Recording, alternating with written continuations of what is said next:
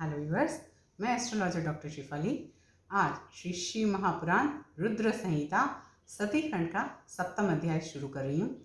सप्तम अध्याय का दो भागों में मैं पठन करूँगी।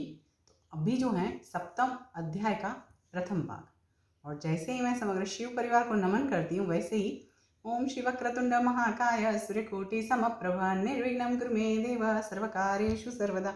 ओम श्री विनायक प्रसन्न ओम गणपते नमः। ओम श्री उमा महेश्वराभ्याम नमः। जय पार्वती माता, जय कार्तिकेय स्वामी।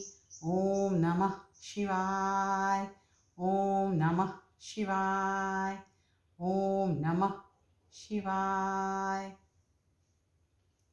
अथ सप्तमो अध्यायः। महर्षि मेधातिथि की यज्ञाग्नि में संध्या द्वारा शरीर त्याग, पुनः अरुंधति के रूप में यज्ञाग्नि से उत्पत्ति एवं वशिष्ठ मुनि के साथ उसका विवाह। ब्रह्मोवाच वरं दत्त्वा मुने तस्मिन् शम्भावन्तर्हिते तदा सन्ध्याप्यगच्छ तत्रैव यत्र मेधातिथिर्मुनिः। तत्र शम्भुः प्रसादेन न केनापि उपलक्षिता सस्मार वर्णिनं तं वै स्वोपदेशकरं तपः। वसिष्ठेन पुरा सा तु वर्णे भूत्वा महामुने उपदिष्टा तपश्चर्तुं वचनात् परमेष्ठिनः। तमेव कृत्वा मनसा तपश्चर्योपदेशकं पतित्वेन तदा सन्ध्या ब्राह्मणं ब्रह्मचारिणं समिद्धे अग्नौ महायज्ञे मुनिभिर्नोपलक्षिता। दृष्टा शम्भुप्रसादेन सा विवेश विदेः सुधा। तस्याः पुरुडाशमयं शरीरं तत्क्षणात् ततः दग्धं हव्यमयं गन्धं तस्तारयदलक्षितं। वह्निस्तस्याः शरीरं तु दग्ध्वा सूर्यस्य मण्डलं शुद्धं प्रवेशयामास शम्भोरेवाज्ञया पुनः। सूर्योदयर्धं विभज्याथ तच्छरीरं तदा रथे स्वके संस्थापयामास प्रीतये पितृदेवयोः।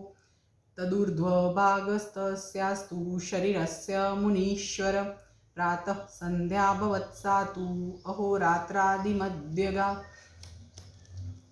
जितने श्लोक का पठन किया है उसका अर्थ पठन कर रही हूँ। ब्रह्मा जी बोले, इस प्रकार जैसे मैंने कल आपको बताया था कि यहाँ पे संध्या को जो कार्य की सिद्धि के लिए विधि बताई थी और ये मुनि के यज्ञ में जाने के बाद उसको करना था, ऐसा बोलकर श्री शिव जी जो है अंतर्ध्यान हो गए थे संध्या को ये सब बताकर।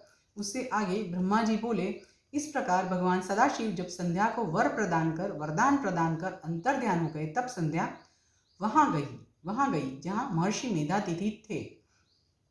वहाँ पर भगवान सदाशिव की कृपा से उसे किसी ने नहीं देखा।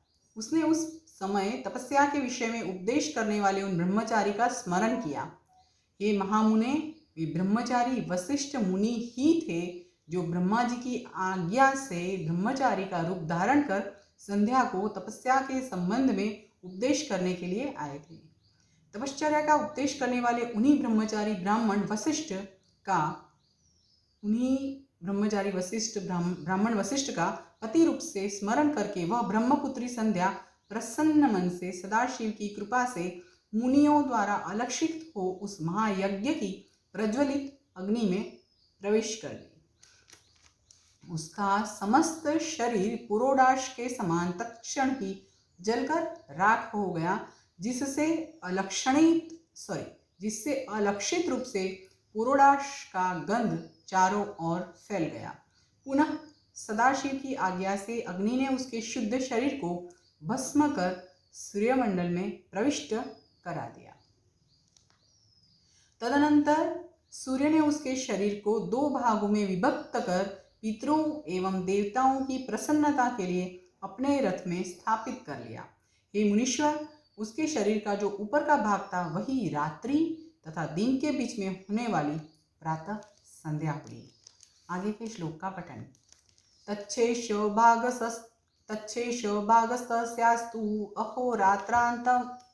अहोरात्रांतमध्यगा सा सायमभवत् सन्ध्या पितृप्रीतिप्रदा सदा।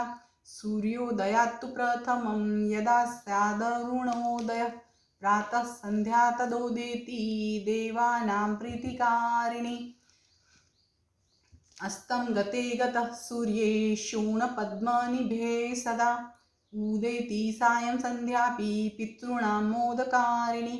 तस्याः प्राणस्तु मनसा शम्भुनाथ दयालुना दिव्येन तु शरीरेण चक्रिरे हि शरीरिणः।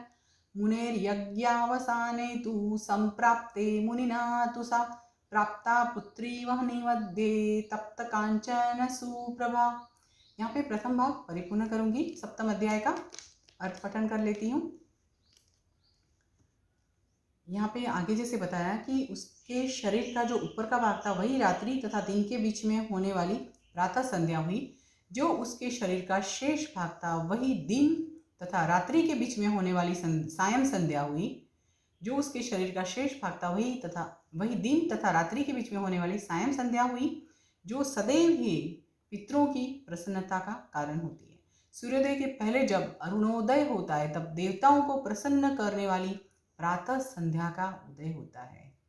जब लाल कमल के समान सूर्य अस्त हो जाता है तब पितरों को प्रसन्न करने वाली सायं संध्या का उदय होता है। उसके मन सहित प्राण को परम दयालु शिव ने शरीरधारियों के दिव्य शरीर से निर्मित किया था। जब मेधातिथि का यज्ञ समाप्त हो रहा था तब उन्हें देदीप्यमान सुवर्ण के समान कांति वाली वह कन्या यज्ञ के अग्नि में प्राप्त हुई। यहाँ पे मैंने सप्तम अध्याय का प्रथम भाग परिपूर्ण किया है।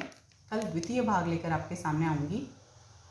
और जैसे ही मैं समग्र शिव परिवार को नमन करती हूँ वैसे ही ओम शिवक्रतुंड महाकाय सूर्यकोटि समप्रभ निर्विघ्नं कुरु मे देव सर्वकार्येषु सर्वदा। ओम शिवविनायक प्रसन्नस्तु। ओम गणपते नमः। ओम शिव मां महेश्वराभ्यां नमः। जय पार्वती माता, जय कार्तिकेय स्वामी। ओम नमः शिवाय। ओम नमः शिवाय। ओम नमः शिवाय।